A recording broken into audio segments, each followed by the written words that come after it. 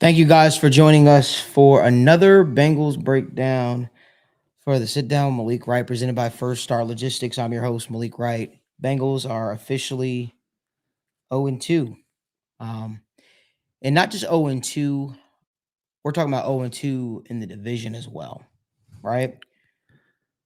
Terrible, terrible, terrible start to things. We got a lot to talk about, a lot of stuff to get into. Before we do, make sure you guys give this video a like, subscribe to the YouTube channel, and turn on post notifications so you guys don't miss when we go live. Remember, every single time we sit in this chair, every time I sit in this chair, I try to use this as um an outlet for Bengals fans. This isn't the type of show where you feel free where you can't, air out your grievances. You can. You can tell us how you feel. You can tell us if you're pissed off, if you're sad, or even if you're happy. We're gonna get through these tough and rough, sledding together. And you know, um, yeah, I've got a lot to say on my mind. Daniel, you were watching from the couch Yeah. today. Give us your thoughts. What are your thoughts? Bengals are 0-2. So obviously we're going to talk about a lot. Divisional games. First thought is I don't like how the NFL scheduled two divisional games right away. Browns and Ravens. I think the Bengals are one of the only teams that had back-to-back divisional games. So I didn't like that first off. Looking at how the team played, T. Higgins played great, good, right? Nobody needs to, be concerned about him. He's still the same great player. Overall, how I looked at the team, I'm still disappointed. Joe Burrow still made a lot of mistakes, and it's still the same issues. He doesn't quite look in a rhythm. There's no reason why Joe Mixon should be getting 6 targets, as many targets just on quick dump offs, because that shows that the offense is lacking, a true identity. Because if your main identity is a dump off to Joe Mixon, albeit he looks great out of the backfield, Joe Mixon is, we'll talk about more, looks like the best player on the offense. That can't be your offense dumped off to Joe Mixon. So I wasn't happy with the offense, but they sort of turned it around. And then when you look at the defense, I'm going to pinpoint one thing. It was just not a lack of change, but it just Todd Monken outperformed the Bengals.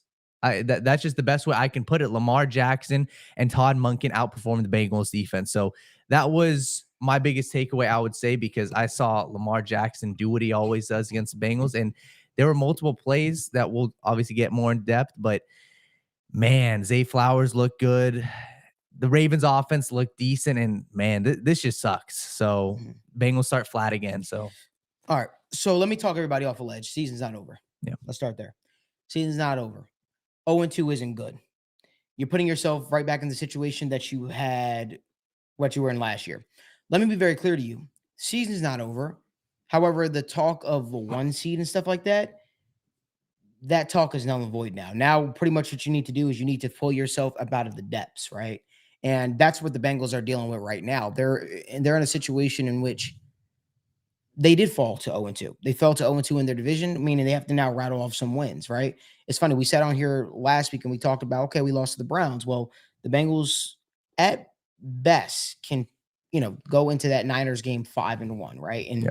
I said the winning streak had to start now. The fact of the matter is, um, the fact of the matter is that guys, I'm gonna be honest with you. I'm at a loss for words. Like like there's so much that I want to Yeah. say. So if I'm a little bit beside myself, that's why. Because we talked about how the Ravens presented issues for the Bengals. We also talked about how, you know, the 0-2 start was a very real thing.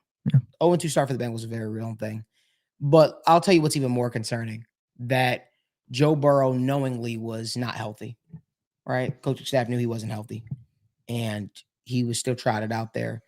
He was stuck in the mud as a quarterback last week, and we blamed it on the field conditions. That's the first time. Listen, the Bengals played in many of terrible field conditions, right? And they blamed them not being able to put things together on the playing conditions when every team plays uh plays in bad field conditions. But now we're seeing it rear its ugly head. Joe Burrow, he tried to, get a little bit mobile today, and we Yeah. saw him re-injure, which I don't think is a re-injure, guys. I think it was already injured, and I just think that they kept it under wraps. That brings me to my next point. If you know your quarterback is injured, why are we not making the running game a heavier focus in the game planning? That's what it comes down to. So let me just, Um, or you let me just finish, yeah. and that's what it comes down to. Regardless of what people's opinions are of Joe Mixon, he's been our best offensive player, right? And that guy is running with authority. That guy is being very decisive with his decision making. Joe Mixon's issues before was a lot of jumping back and forth in the backfield and stuff like that. But we keep abandoning the running game when things are working. I personally didn't think the running game was going to work for the Bengals today, but it showed that it was doing well. Joe Mixon was carrying defenders with him, and yet and still we go away from it time and time and time and time again. Is Jamar Chase still on the football team? That's another question I have. Is Jamar Chase still on the football team? Can we do more than just throw him a screen with a receiver blocking for him? Yeah. So, I sit on here and I praise the Bengals defense, but I also have to be critical of them. They were awful today. Yeah. And it goes beyond just not being able to stop a nosebleed. We also got to talk about some of this, the players that were subbed in and out, subbing our entire linebacking core in, putting Mike Hilton at safety at one point in time. There was a lot of different things and different, that I just didn't agree with. And it seems like we were just throwing shit against the wall, hoping that something stuck. Yeah. It was a bad performance today from the Bengals. We've played Lamar Jackson several times. And no, Lamar Jackson doesn't always do what he does against the Bengals. The Bengals have had a lot of success against Lamar Jackson. Yeah. They've made life difficult for Lamar Jackson. But the fact of the matter is the product that they put on the football field today was downright atrocious. I think that I think the Bengals need to go back to the drawing board. We always knew it was going to be growing pains with this new safety tandem. But I'm just talking about everything in general. We weren't able to get pressure. I think we sacked Lamar Jackson, once maybe? I don't even think once. No, it was once. It was once. They sacked him at least one time, I believe, today. They hit him once. No They hit him sacks. once? No sacks? No sacks. Okay. I think it was the BJ Hill fumble, but I think that got overturned. It's you put a lot of effort into this defensive line, and I love Marion Hobby. I think he's a phenomenal coach. Pass rush to Lamar Jackson all day to throw. And I understand with a guy like Lamar Jackson, you're sort of like hesitant. Got to see more. I thought, Ken, I thought Hubbard got him too. I think Hubbard did get him for a sack, but that's neither here nor there. The fact of the matter is the Bengals defense looked bad today. A couple other things since we're addressing it, you take your one of your best corners who's coming off of an ACL injury in Cheetah Awuzie, and you say, you know what, Cheetah, you've been our best outside corner since you got here at Cincinnati. But you know what we're going to do? We're going to take you and we're going to put you in the slot. We're going to have you test that ACL. And to Daniel brought it to my knowledge, that play happened twice. Like with the same drive? Within the same drive. And the first one missed. The second one he hit him with. That's not smart coaching. You take Cheetah Awuzie and you say, you know what? We know you're coming off a torn ACL and stuff like that. And the hardest thing to get back is the ability to cut when you do tear your ACL. We're getting really down to the nuances of the game and stuff like that. But that's stupid. That's pure stupidity. You take him and you put him up there, in the slot against a fast receiver, and you say, you know what, guard, and we're going to have you guard him. That was idiotic. What was it, Nelson Aguilar? Nelson Aguilar. It was Nelson Aguilar. Nelson Aguilar. So, come on now. That's airhead coaching. So, you should be able to look at yourself. You have enough defensive backs. You take DJ Turner, who can move inside or outside. You move him to the outside, and you take your best outside corner and put him on the inside. He's coming off an ACL injury, and you think that's going to work. Stupid, stupid, stupid stuff over and over and over again. And it's like, the frustrating part is the Bengals were the more talented team. Yep. They simply got outcoached again for the second week. They got outcoached again for the second week. I got more to say on it. Danny, what are your thoughts? Yeah, just reading off some of these stats, the Ravens ran 178 yards, 4.8 yards a carry. 178 yards is ridiculous. And passing, same thing, 237 yards, 400 total yards of offense for the Ravens. The Ravens offense, man, it was disappointing. That was the one thing that you just pointed out there is it was the same exact drive, and Lamar Jackson barely missed him the first time, and then they go out and they do the same exact thing. It was almost the same exact coverage. I would love to go back and look at it. So that was just very disappointing. Going back to, the Burrow injury real quick. Yeah. Burrow's obviously hurt, right? It's like, right. If anybody's ever played a sport, you understand. I'll use this example. Malik, we were wrestling, I hurt my shoulder. And then 2 weeks later, once we start, wrestling again, it's like, okay. And then you tweak it a little bit. Oh, damn. Like, okay, that shows that he's not healthy, right? His calf has not been healthy. So I'm very curious to see what the reports are and if he's going to be healthy for Monday's game. But man, this was, I mean, it's just beyond that though, Daniel. Like yeah. the issue is when we talk about outcoached, it's not just, okay, we beat you. No, like yeah. it's there's no creativity on the offense. Yeah. There's nothing. There's no motioning receivers. There's nothing creativity. There's no creativity going on to help this team be successful. It's the same thing. It's we come out with the formation that we like. We take forever in a huddle. But like we operated like a team in the fourth quarter. Like we operated like a team in the fourth quarter that was up. We took our sweet time in the huddle. And when we talk about, okay, well, Malik, what could you have expected them to do? I'll tell you what I thought they could have done. Guys, we're down. We're down by 10 points right now. We need to score. So you know what we're going to do? We're going to call 2 plays on huddle. What that does is, okay, if that first play is successful, we know already what the next play that we're running already. There need to be huddling up. I can make adjustments based upon the defensive alignment at the line of scrimmage. But we're going to call 2 plays, right? We're going to run a post route or whatever, or we're going to have a receiver, or we're going to run 4 verticals if that play is successful. There are different things you can do. It's like what Peyton Manning used to do, what Tom Brady used to do. It's the reason why they were so good when down the stretch, especially under the 2-minute warning. It's the reason why they were so good on game-winning drives, because they already had their plays, they had their shit together, and I feel like this Bengals, again, I go back to what I said. They don't have an identity. They don't have an offensive identity. If you had an offensive identity, we would see it. We would say, you know what? At least we can hang our hat on this. It's like the Titans. The Titans have an offensive identity. We might not like it, but it's hand the ball off to Derrick Henry, right? It's hand the damn ball off to Derrick Henry, and then you marry that with the play action game. That is their offense. The Rams is mesh concepts, right? Is mesh concepts and play action. That is what the Rams' identity is. It's the reason why they're able to scheme their best receiver open no matter what the coverage is. Don't you think guys think that defense is going to a game saying we're going to stop Cooper Kupp, but why aren't they ever able to do that? Why? Like it's because perfect point. Yeah. Look at the other receiver who's going right now. It's the young guy, and what's he doing? He's doing the same exact thing. The young guy, I think 13 receptions for 100-something yards. That shows that, not to disrespect Cooper Kupp, but that scheme. Like, there's no way another receiver steps in and does the same exact thing Cooper Kupp is doing. That is completely the scheme. Sorry to add on. I think like that shows you, and same thing. The Dolphins, they have an identity. It's literally quick passes, timing passes, RPOs, Tyreek Hill and Jalen Waddle, get them moving. The 49ers, get your receivers in motion. Deebo Samuel end around, Brandon Ayuk quick passes, George Kittle on the flat, your running back Christian McCaffrey. It's identity. And the last part I'll say is the best part about the offense today, you can say T. Higgins, those were just jump balls. That's just him making a play. That has nothing to do with offense, respectfully. Right. That was him making 2 exceptional plays in the end zone. And from what I remember, it was just one-on-one jump ball. Right. I'll tell you this, man. I told Daniel this when the Bengals first drafted Joe Burrow. Like, remember, Zac Taylor had a losing record as a coach before Joe Burrow came aboard. I said, like all great quarterbacks, he is going to mask his deficiencies, and we're all going to forget, and we're going to, it's going to be like, okay, Bengals are going to boast, have a lot of wins and stuff like that, and we're going to think, okay, the Bengals are good. Yeah. But what happens is you take that great, that quarterback away from that coach, you start to see issues, right? And I think when I look at it, man, this has been dating back to the UC days when he was offensive coordinator, to even when he was the interim offensive coordinator for Miami Dolphins, to even his first run.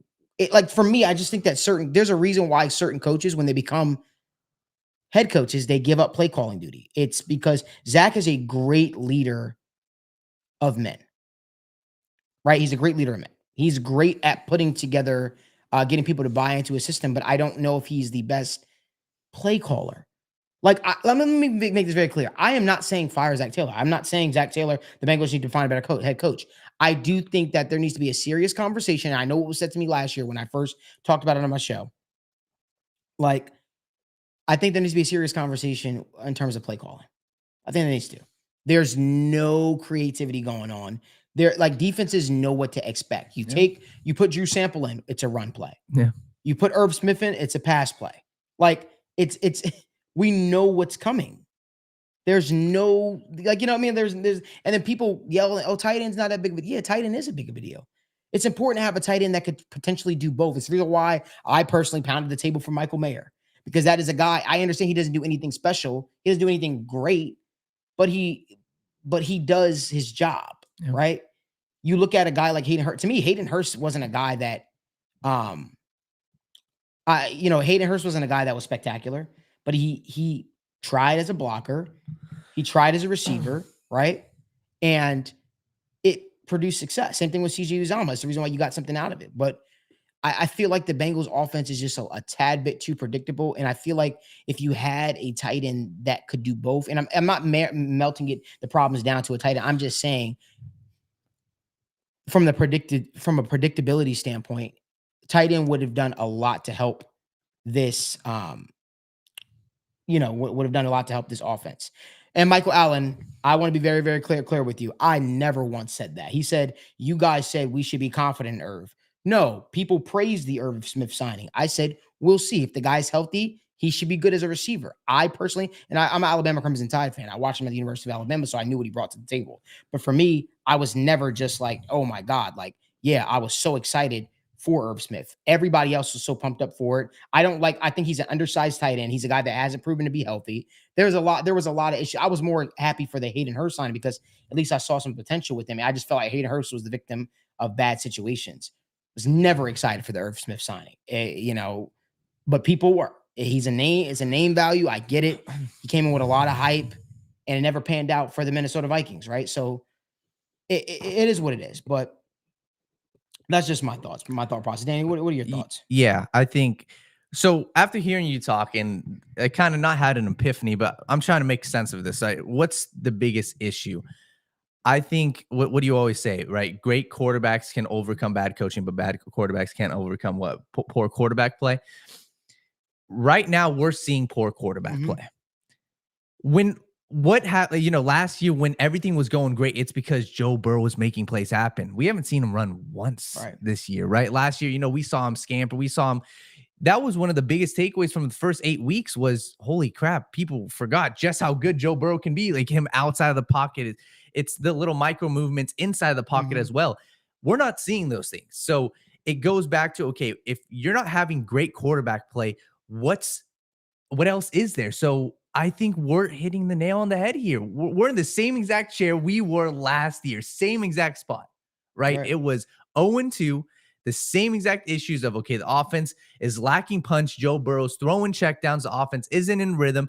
This is almost identical to where at least the offense was, except now Joe Burrow has an injury. So it shows if there's the same infrastructure there was last year, same head coach, same offense coordinator, same quarterback, same weapons, better offensive line, and we're in the same spot, and the only difference is Joe Burrow is not playing the way he is, then it shows that maybe the offense doesn't. And I want to address something real quick. Like, we got some Ravens fans in the comment section, and if this is your first time watching the show, I openly have dialogue with the comment section. So just don't feel like I'm calling you out or nothing like that. And if you are here, give this video a like, subscribe to the YouTube channel, and turn on post notifications so you don't miss when we go live. But I stand on everything I say. You talking about a Ravens team that was missing Marlon Humphrey, a Ravens team that was missing Marcus Williams, a Ravens team that was missing Tyler Linderbaum, Ronnie Stanley. And you're right, none of it mattered, but it should have. It should have.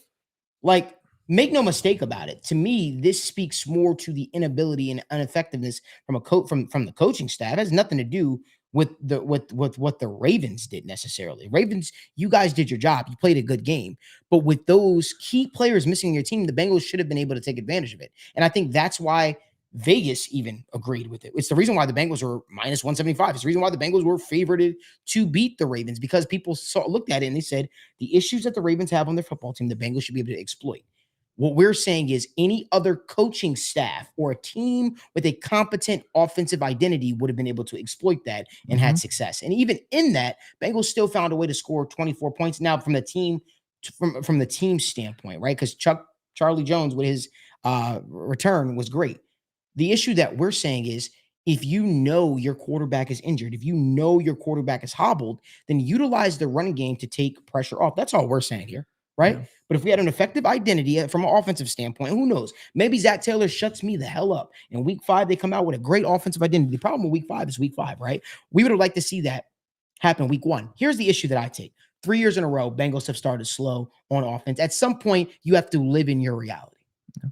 At some point, you have to live in your reality. These slow starts aren't just by chance.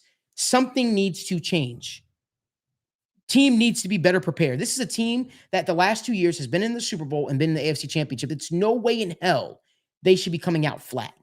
It's no way in hell last year they should have lost to what's his face? The Steelers and with Mitchell Trubisky week 1, and then lost to Cooper Rush and the Dallas Cowboys. It's an ongoing theme that happens consistently. We say, you know what? We know the Bengals. The Bengals are going to pick it up, and we know the Bengals are going to pick it up. We can all sit here and say the Bengals are going to pick it up.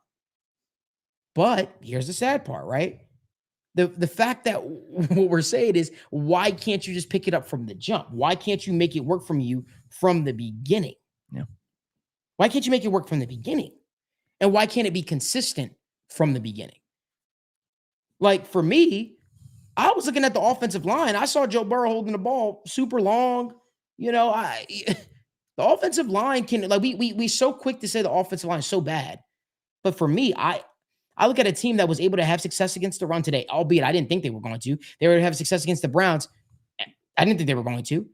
And we went away from those. Again, you have to take what the defense is giving you. Let the defenses dictate what's going to work, so to speak. If the defense is hell-bent on stopping the pass game, you know what? Okay.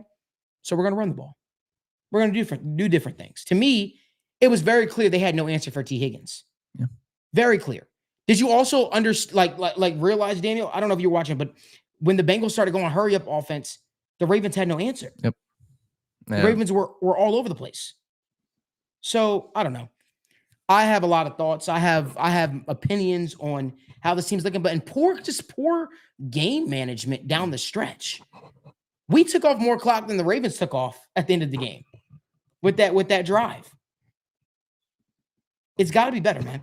It's got to be better. The Bengals, listen, Houday Nation, Bengals fans deserve better. I'm being real. This is a team we're talking about competing for championships. And just as hard as I was on Josh Allen for his performance against the Jets, and as hard as I have been on the Chiefs, it's bad, man. It's bad. Yeah. And don't, once again, if you guys are watching this, please drop a like, drop your comments down below, and subscribe to our YouTube channel. But don't take what we're saying. You know, we're being critical, and we have a right to be critical. You guys have a right to be critical. We're just talking football, right? I mean, when you look at the stat sheet, Jamar Chase has 5 receptions for 31 yards. Mm-hmm. There is like however way you want to slice it, that's not, sustainable. Having your best player have 31 yards last week, what do you have? 40 something, 50 something at most? That's not sustainable. You've got to get your best players involved. Do you see Justin Jefferson having a 31-yard game? Do you see Tyreek Hill having that? Get your best players involved. So, yeah, man. I mean, I'm glad, like you said, the hurry up offense was definitely like a shot of okay, they're doing something right. Listen, I want to say something, Pete Crowley. I'm not sure if you're being facetious by saying this, but you say we didn't pay Joe, talk about extending T, threaten cutting Joe Mixon to run the ball. Like, for me, you have to go what is working with. Well, yeah. What's working for you. Yeah. I don't care. It's not about when you're playing on the football field. It don't matter about people's contracts. At the end of the day, it comes down to W's. It comes down to winning, right? Nobody gives a damn if you're the highest paid player in the NFL. That doesn't matter. You got to produce results. And if the results say, you know what, today you got to hand the ball off 30 times, then that's what you got to do. Because that's what the game plan is dictating for you. We got to get out of this idea of, because we paid Joe Burrow, we need to air it out. Oh, because we have T. Higgins, or because we have Jamar Chase, because we have Tyler Boyd, we need to air it out. Make these defenses earn the right to rush the passer. You do that by running the football and doing it effectively. That is how you do it. You do it by running the football, and you can even do more creative things like the Chiefs do. The Chiefs use screens to running backs, not to receivers, on the outside, which everybody knows is coming. The screen to Jamar Chase, where T. Higgins and Tyler Boyd set up as blockers in front. We all know that's coming. But you have to make these defenses respect something. That is what I'm saying. In football, you have to make these defensive set, you respect something. It's the reason why Sean McVay was able to get a lot out of Baker Mayfield when Baker Mayfield was his quarterback. Yep. Run the football, marry it together with the passing game. I can assure you right now, hobble Joe Burrow or not, if Sean McVay was the offensive play caller, I don't care about head coach. If he was the offensive play caller of the Bengals offense would be producing a lot more success. Hobble Joe Burrow or not, because he would establish some sort of an identity. Like, that's all I'm saying, man. And I think that we need to get past the egos of people's contracts and yada, yada. It's not about that, man. Just to add on to that, if you guys are watching, just understand, think about Tom Brady. If that's your question, right? Okay, well, we paid Joe Burrow. Why are we not getting more? Think about Tom Brady. Wait, hold on. Stamina, you said the answers are simple, but you are not saying the solution. Yes, I am saying the solution. I'm saying don't give up on the running game so soon. Establish the run game. That is literally, that teaches you that in basic football. Establish the run game. Don't get behind the chains. You have to marry it together. If the run game isn't working for 2 plays, don't give up on it and go shotgun. That is what I'm saying. Establish an identity. I think the Bengals' best identity so far from what we've seen, especially if you're dealing with a hobble Joe Burrow, is hand the ball off to Joe Mixon. That is what I think. I think the Bengals should hand the ball off to Joe Mixon until these defenses respect that. And then you can start utilizing play action. Then you can do your shotgun thing that you like to do and go 4 wide, the whole 9 yards. That is the solution. That is what we're saying. Right now, it's none of that. It's running the ball. Okay, it doesn't work. Let's air it out. And it's not even airing it out. It's throwing screens and throwing checkdowns to running backs. Like, come on now. That's one other thing. Like, you're talking about a solution. Another solution. One of my problems I had too is, how is the Ravens often taking more shots than the Bengals, right? I was watching that game and I see Zay Flowers. How tall is Zay Flowers? Yeah. What, 5'10", 5'11", like 5'9", maybe? I saw him go up. I believe that was double coverage, the deep ball. If not, it was one-on-one coverage. Lamar threw that ball 40, 50 yards. Mm-hmm. Why are we not taking shots with Jamar Chase? Right. Like respectfully, if nothing else is working, and I understand this may sound, very basic, have Jamar Chase on a go and run a different concept, right? Have T. Higgins go over to the middle, have Tyler Boyd, run a shallow cross, and you've got a 3-level concept, whether it's you got Boyd, Higgins, Jamar Chase deep, and you got Mixon in the flat. If it's one-on-one, you toss it to Jamar Chase, test it out. We saw, I think, a couple passing interferences this game. Yeah. And what happened last game as well? When you test defenses deep, especially with a guy like Jamar Chase, you're going to get calls. And why are you not even taking a shot? Mm-hmm. When the Ravens got to the 50-yard line, what did they do? They launched it deep to Zay Flowers. Do that with Jamar Chase. I'm going to go back and see. I'm curious to see what all of his targets were. I'm even curious to see his route concepts too, because that's something we were looking at. Tyreek Hill and Justin Jefferson are running these crazy route concepts, and Jamar Chase's depth of routes is barely nothing. He's running. And all I'm saying is the Bengals have such a talented offense, guys. Yeah. It's one of the most talented offenses we've seen come through Cincinnati. It's no reason why we should be struggling to put up points. No reason why we should be having 3rd and long situations consistently. When you have, we're talking so much about keeping this receiving core together and all this kind of stuff. Yet still, we can't even formulate a game plan to get these guys the ball. How many yards did Jamar Chase have today? 31, I think. Come on, man. He had 31, 5 receptions on 8 targets. Come on, man. Yeah. Unacceptable. It's unacceptable. And somebody needs to hold the feet to the fire. I get it. There are people with podcasts that cover the Bengals and stuff like that, and they can't speak openly and freely about the team, right? But I can. So that's what I'm going to do. I think that, it's bad. It's bad. Offensive play calling is bad. No identity. It's bad. It's bad. This is not what winning football looks like. It's not what a playoff team looks like. It's not what a team that's challenging for a championship looks like. And Cincinnati deserves better. Cincinnati fans deserve better. And if Joe Burrow is so not healthy, we need to talk. We need to have a bigger conversation. All right? Yeah. And I am not saying by any means, stretch of imagination, that Jake Browning is the answer. But it's just come on, man. Come on, man. I'm just tired of seeing less than stellar, less talented offenses go out there and put up points. I'm tired of seeing offenses with talent, with talent, deficiencies, put up more points than the Bengals and look more formidable than the Bengals. The Buccaneers look better on offense than the Bengals right now. The Packers right now. Jordan Love has 6 passing touchdowns in 2 games. Like that. That's a fact. And we know, we're not here to Yeah. ridicule. Like Joe Burrow is better than all those dudes. Yeah. The Bengals offense is the Bengals offensive weaponry is better than a lot of these teams. It's the reason why teams might look at that and be like, damn, I would love to have a T. Higgins in my team. I would love to have a Jamar Chase in my team. I'd love to have a Tyler Boyd in my team. We're able to do great.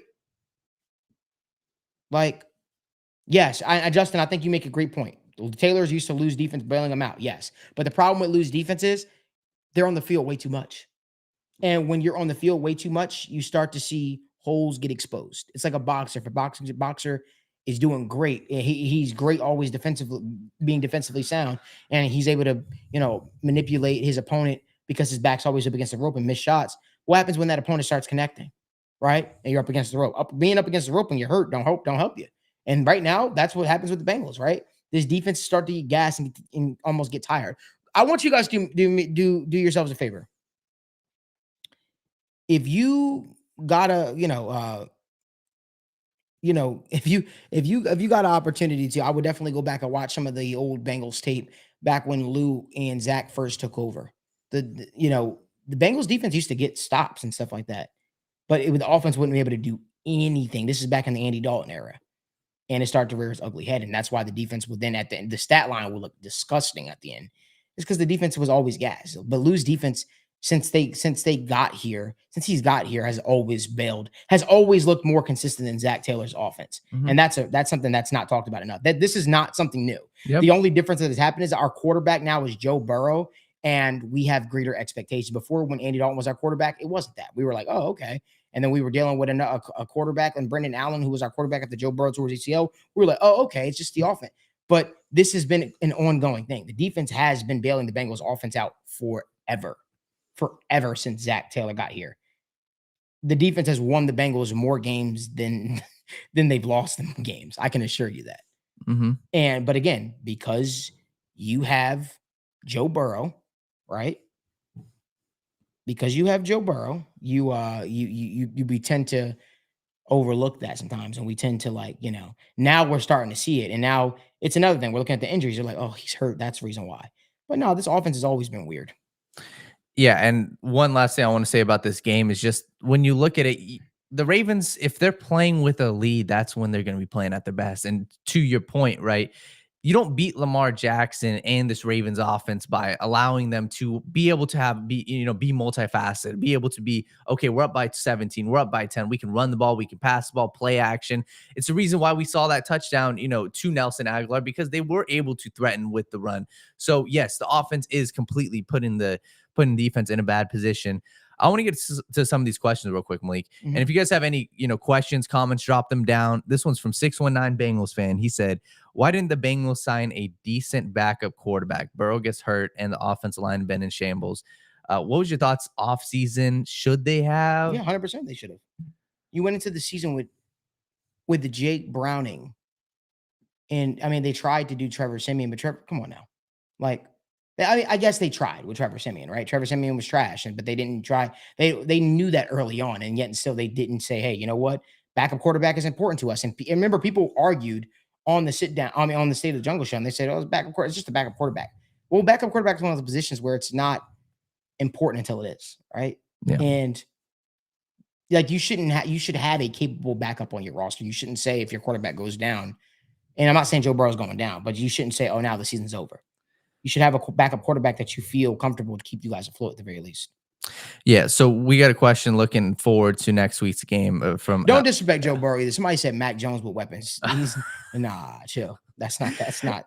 We're not doing that. And I also want to say, I just want to make this clear. I'm pretty sure we're on the same wavelength. We still believe the Bengals are going to make the playoffs. I still believe the Bengals are probably going to be in the Super Bowl. I don't know if it's I'm still confident in this team. Let's don't get that twist. I just want to put that out there. I'm still confident that. Obviously, we need to see changes, but if I had to make my prediction now, I still have the same prediction because this is nothing new. We've seen this before, right? Mm-hmm. So, we had a question: are we going to, or can we beat the Rams? I mean, we can, but what's your thoughts on Rams matchup? I think the Bengals can beat the Rams, but I also think we need to realize Sean McVay is truly an offensive mastermind. He knows what Zach is going to try to do. A lot of his schemes and concepts I guess he's tried to implement to the Bengals. he's going to test those safeties. I will tell you that right now. Those safeties will be tested the most they've been tested this game coming up. 100%. We will know what we have in Dax Hill. And if Nick Scott is out because of a concussion, because I know he was dealing with that, Jordan Battle, I hope you're ready for battle, my man. That's all I'm gonna say. Shoot, I'd even consider playing Tyson Anderson some of this game because that guy showed he has true ball hawking ability. But yeah, our safeties are 100% gonna be tested. 100% gonna be tested against the Rams. I think it's gonna be a beautiful thing to see. Like, I think what we're saying right now about the schemes, and for everybody watching, watch the schemes, the difference in schemes on Monday night. I think you're gonna see I don't know if Cooper Kupp's not playing, so you're gonna see a very non-talented Rams weapon room. I mean, you got Tutu Atwell out there getting hundreds of yards. Like, we're gonna see what the difference. And if we're having the same conversation after week 3, I hope people can start seeing that, and knock on wood, I hope we don't get to see that. So, Bengals for Life said Nick Scott is not good. Jordan Battle should start taking reps. What was your thought? How do you think Nick Scott played today? It felt like he kept going in and out the game with an injury. I don't know. Yeah. So overall, what would you say is your biggest takeaway? Like, what was one good thing you saw from the Bengals today? I thought the offensive line did what they could. DJ Reader's still a force. He's a problem. Special teams for the Bengals is good still. T. Higgins is still very good at football. Yeah, that's what I saw. So once again, if you guys have any questions, drop them down below. We got some people talking about Brad Robbins, saying Brad Robbins is not what they were expecting. How do you feel Brad Robinson played so far? I mean, we know that he struggled a little bit his last year at Michigan. But I don't want to come on here and act like a know-it-all because I'm not a know-it-all, and we're all finding things out together. But I wasn't impressed at all throughout the preseason with him personally. Yeah. That's just me. But I mean, what are the alternatives? Drew Chrisman? But the Patriots went out there and they drafted that kid from Michigan State, right? Yeah.